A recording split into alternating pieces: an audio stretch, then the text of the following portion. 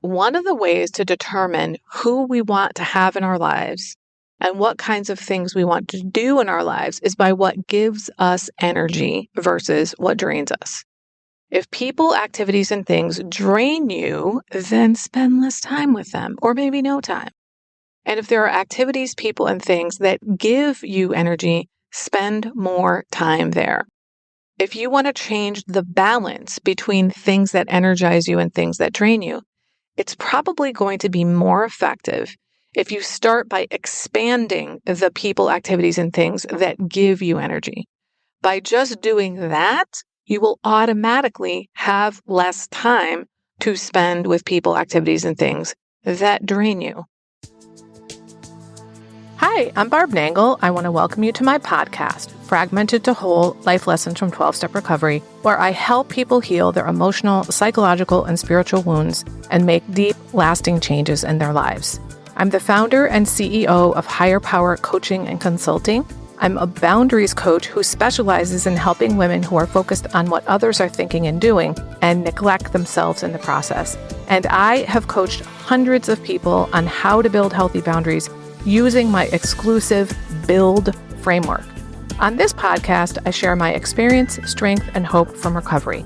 I don't support or endorse any particular 12-step recovery fellowship, and I don't claim to speak for any particular 12-step fellowship.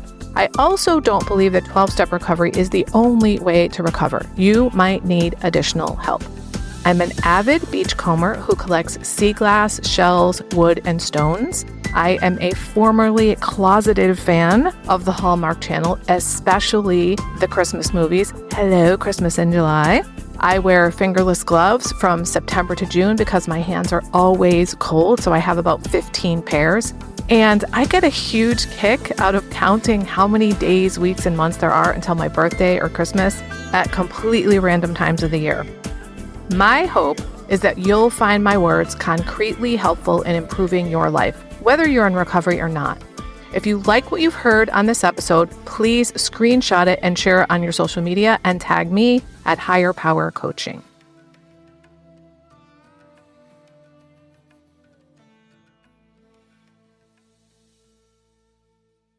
This is episode 271, Fuck Normal, How to Embrace What Fuels You in Recovery.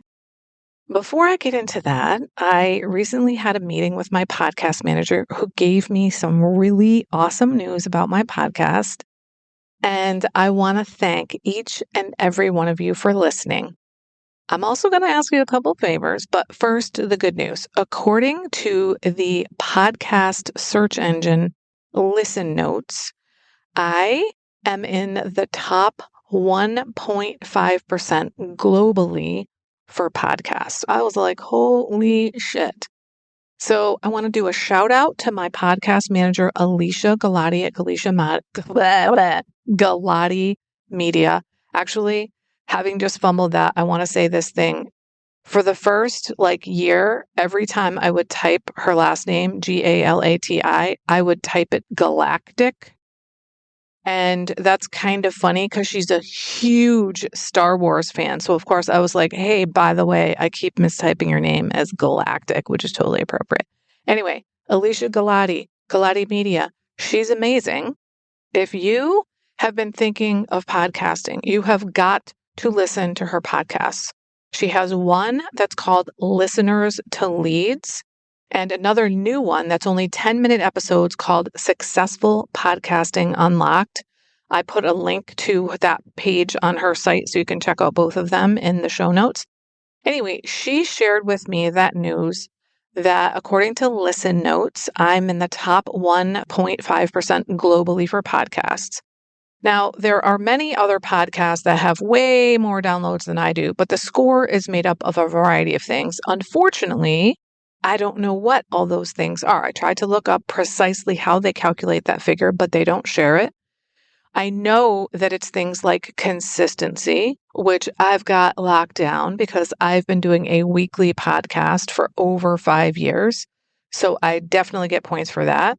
It has to do with reviews and 5-star ratings. So I always get excellent reviews. I have almost all 5-star ratings. though I wish I had way more reviews and ratings, especially because I've been in this for 5 years. So, favor number one, if you've never given me any kind of a review or a 5-star rating, please pause this and take a moment to do that. It really helps get this out to other people who need the kind of help that you're getting from listening. Right now, the only podcast outlet on which you can do an actual review is Apple, but you do not have to be an Apple user. You can Google how to do an Apple review. I know it's possible because I've done it for other podcasters and I'm not an Apple user. If you listen on Spotify or some other platform, you can usually just tap on the stars to give the rating. One thing that Alicia and I did on our call was we set up my podcast so that it's now on YouTube. Now that Google Podcasts has gone away, YouTube is where you can find podcasts in the Google universe. The cool thing about YouTube is that you can leave comments on each episode and I get an email.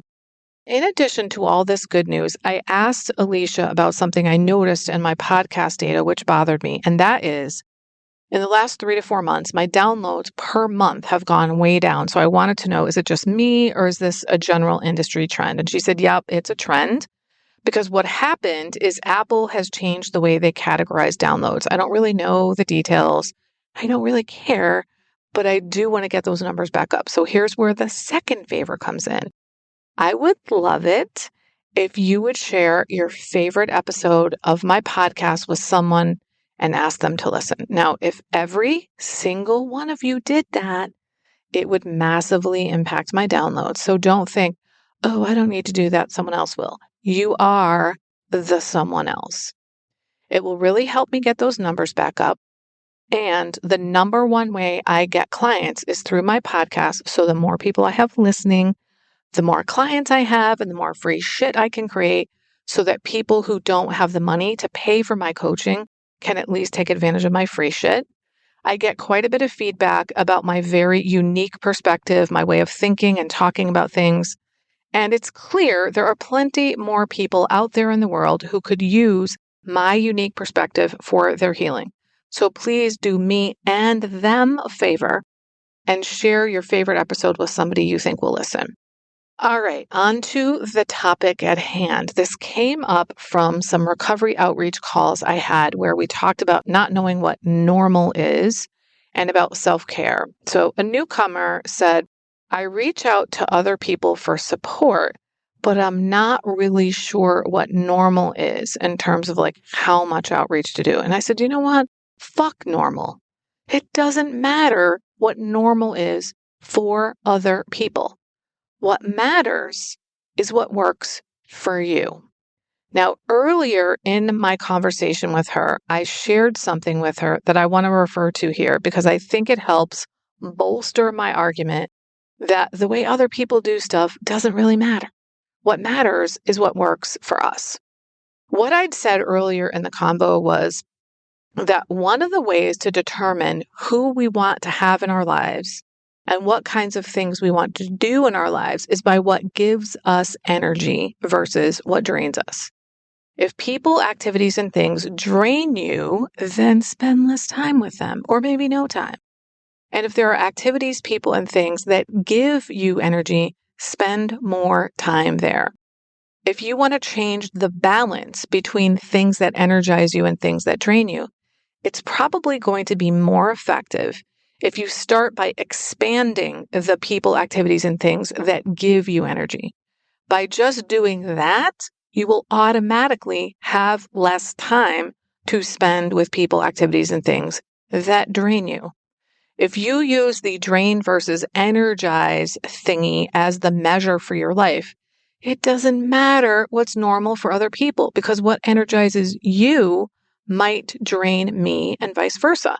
I know I love public speaking. Give me a fucking microphone, a stage, and a captive audience, and I am on it. That is fueling and energize for me. According to most surveys, most of the population is scared shitless of public speaking. That would be draining to them.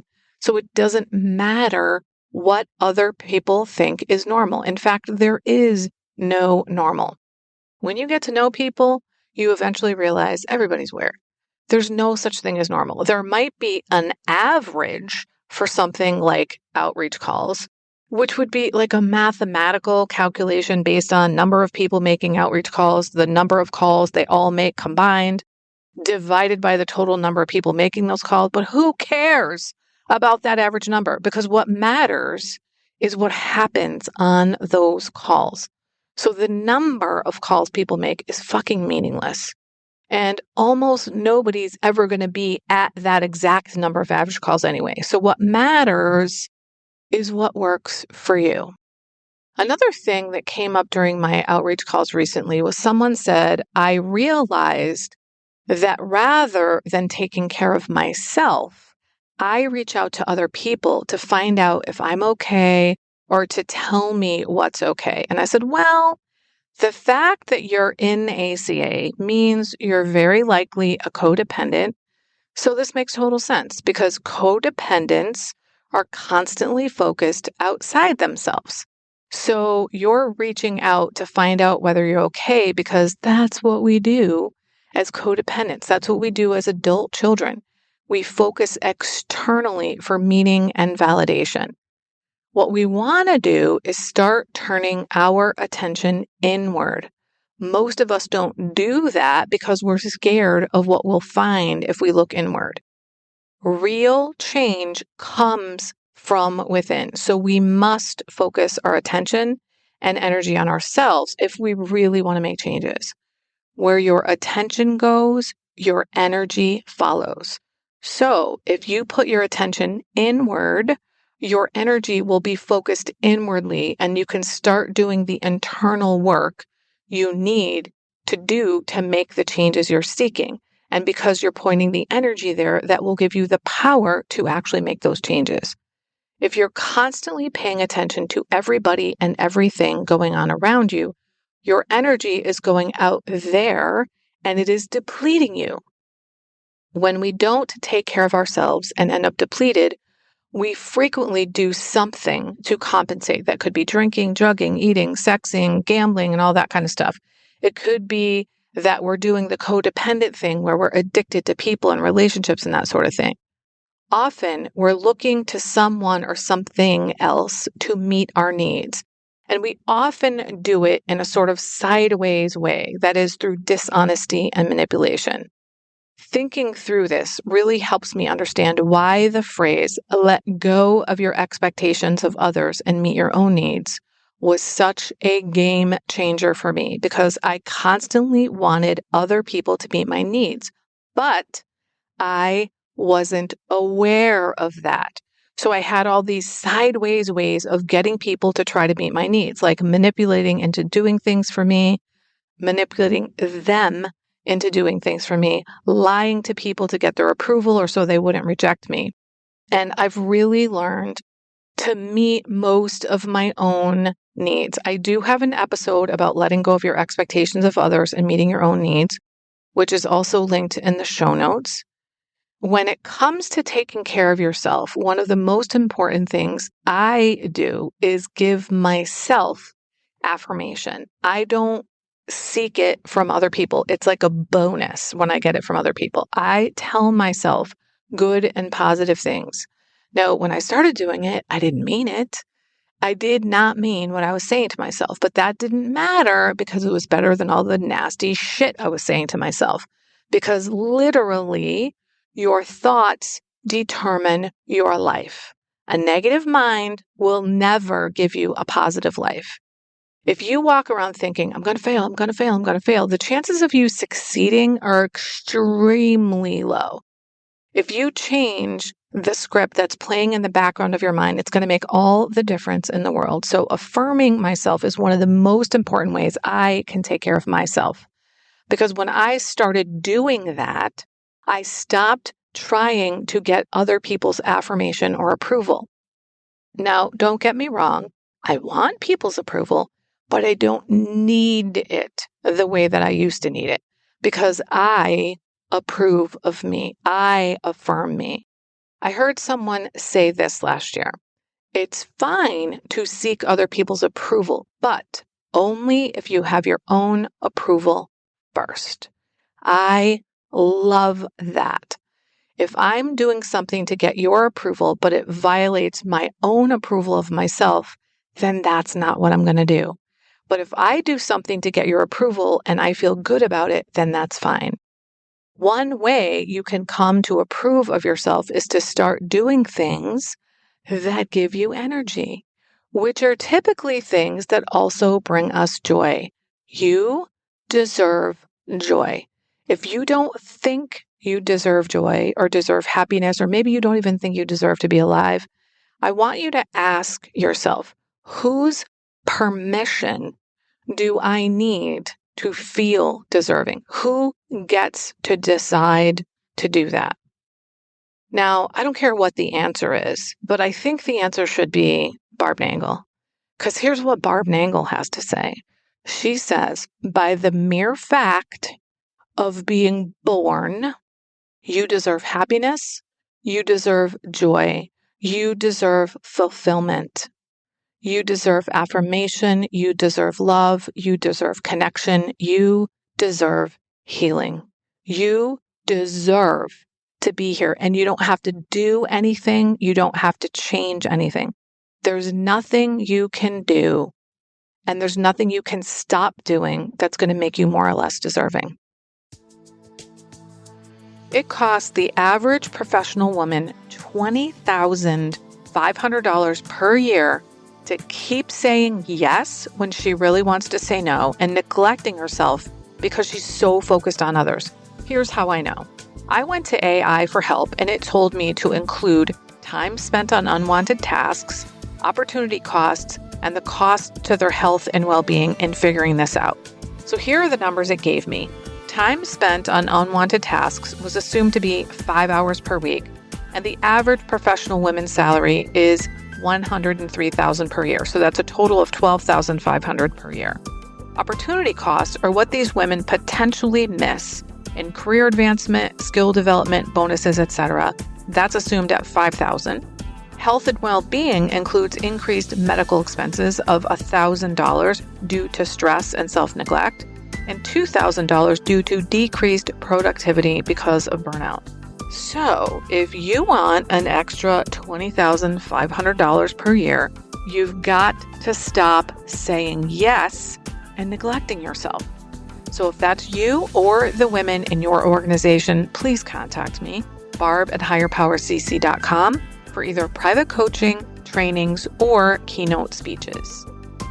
If you like this podcast, and I'm guessing you did or you wouldn't still be listening, then you're gonna love the other things I have to offer. If you'd love pre-release podcast scripts and episodes before anyone else gets them, or if you'd love access to content from my private vault that I developed exclusively for my private clients, which is like having a work session with me without me actually being there, go to patreon.com/higherpowercoaching. There are 3 tiers ranging from as low as $4 up to $24 a month. You'll also love my weekly newsletter, Friday Fragments, which has content very similar to the podcast. You can check it out at fridayfragments.news. That's fridayfragments.news. Please like and subscribe to my podcast on your favorite podcast outlet. I'd also love it if you'd leave a review, which you can do either in the show notes or on Apple Podcasts. It really helps other people find my podcast so they can get the benefits you've gotten from listening. If someone came to mind when you listen to this particular episode, please share it with them. And my favorite place to hang out on social media is Instagram. I'm at Higher Power Coaching. Please DM me there. I'd love to hear what you got from this episode. I run group and private coaching programs on building healthy boundaries. Whether you need help with boundaries in your personal, professional, or romantic life, I can help. Head on over to barbchat.net, where you can hop onto my calendar for a free 30-minute Better Boundaries consultation. My ideal client is someone who is ripe for change. If that's you, I would love to work with you. My goal with all my work is to help you make lasting changes in your life, like I've made deep, lasting changes in my life.